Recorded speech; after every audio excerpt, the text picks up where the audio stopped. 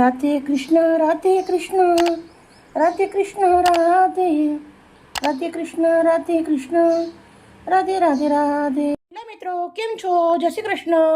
આજે આપણે આઈસ્ક્રીમ બનાવવાનું છે ફ્રૂટનો. તો ફ્રૂટના અંદર મેં 2 નંગ કેળા લીધા છે, 1 કેરી લીધી છે અને 5 નંગ રાસબરી લીધી છે. મિક્સ ફ્રૂટનો આપણે આઈસ્ક્રીમ બનાવીશું. રાસબરી નાખીશું, એકદમ સેહત માટે બહુ જ સરસ રહે. આપણે કેળા છે, પછી કેરી છે, કેરીની સિઝન છે એટલે કેરી પણ લીધી છે.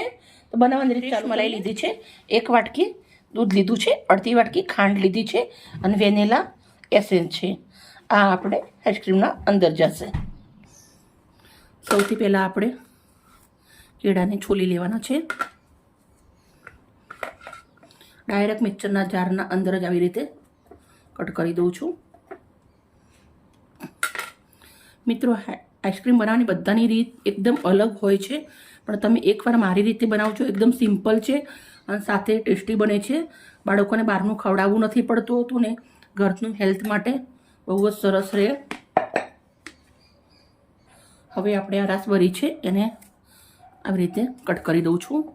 રાસબરી સેહત માટે બહુ જ સરસ રહે. ખૂનનો વધારો થાય અને સુધારો થાય. આપણે આવી રીતે રાસબરીને કટ કરી લેવાની છે.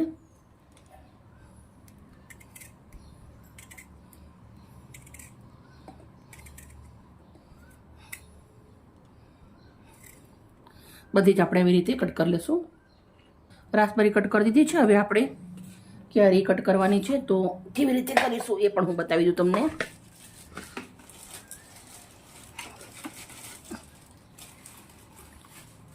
મેં કેસર કેરી લીધી છે. તમારી જોડે હાફૂસ હોય કે કોઈ પણ હોય તો તમે લઈ શકો. અત્યારે સિઝન છે એટલે સરસ મજાની હાફૂસ કેરી આવે છે એટલે મેં એનો ઉપયોગ કર્યો છે.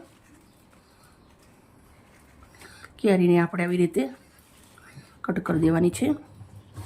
મેં એક આઈસ્ક્રીમ કેરીનો મેંગોનો પહેલાં પણ બનાવ્યો છે. બહુ જ સરસ બન્યો છે અને બહુ જ બાળકોને સરસ લાગ્યો હતો.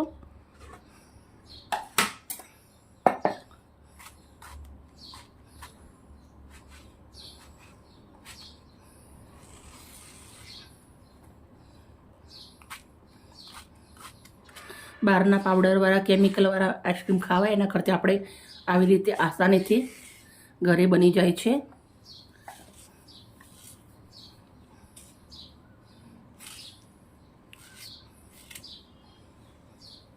હવે આપણે અંદર ખાંડ નાખી દઉં છું. મેં ટોટલ 3 મોટી ચમચી જેટલી ખાંડ નાખી છે. તમે ઓછી વધારે કરી શકો છો. કેળા પણ ઘરે આવે અને કેરી પણ ઘરે આવે. રાસબરી થોડી ખાટી આવે એટલે. હવે આપણે મલાઈ નાખી દીધી છે. હવે આપણે થોડું દૂધ નાખી દેવાનું છે. પછી આપણે વેનીલાના એસેન્સના 2 થી 3 ટીપા જ નાખવાના છે, બહુ નથી નાખવાનું. અને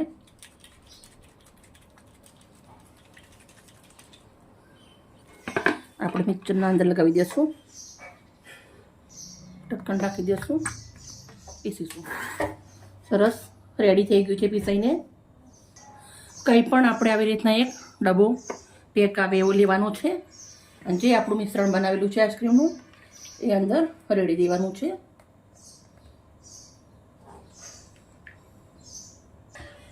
હવે આપણે આને ફ્રીજના અંદર મૂકી દેવાનું છે. 5 કલાક પછી ફ્રીઝરમાં રાખી દઈશું. અત્યારે 5 કલાક પછી 5 કલાક થઈ ગયા છે અને આપણો આઈસ્ક્રીમ બહુ સરસ મજાનો જામી ગયો છે. તમે જોઈ શકો છો, બહુ જ મસ્ત થઈ ગયો છે. હવે આપણે આને એનો તમે લુક જોઈ શકો છો.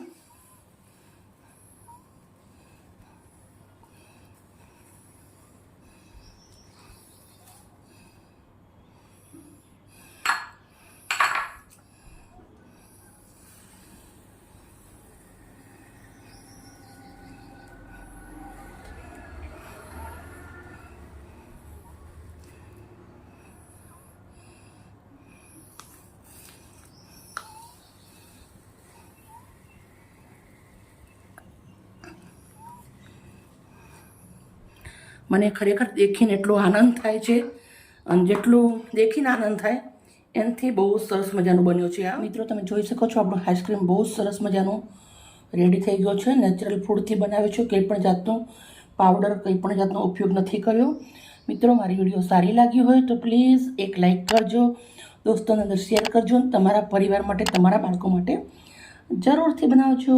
Okay, bye bye. કાલે મળીશ નવી રેસીપી સાથે.